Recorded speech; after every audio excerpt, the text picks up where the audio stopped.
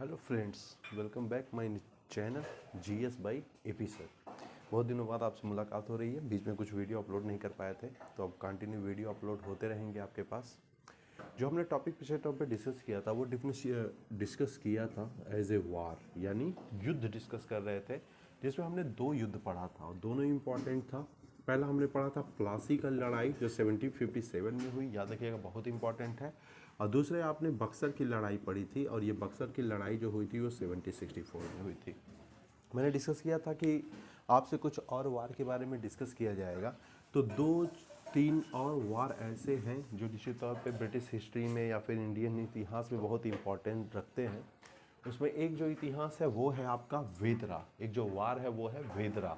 तो वेदरा के बारे में ज़्यादा हमें डिटेल में नहीं देना है, क्योंकि एग्जाम में भी पूछता है वेदरा की लड़ाई कब हुई, किसके बीच हुई।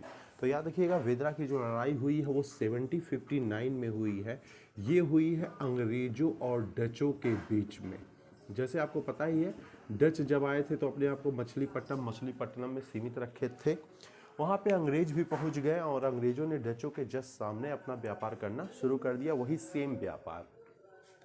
डचों को ये चीज़ें पसंद नहीं आई और डचों ने आपत्ति किया ब्रिटिशों से कि आपसे यहाँ अपना व्यापार कहीं और करिए, क्योंकि यहाँ व्यापार हमारा राज है। अंग्रेजों ने कहा ऐसा है, जिसके पास ताकत है उसका ही व्यापार यहाँ पे रहेगा, और वार करते हैं, वार में जो जीत गया उसी का व्यापार यहाँ पूरे मछलीपट्टनम में रहेगा।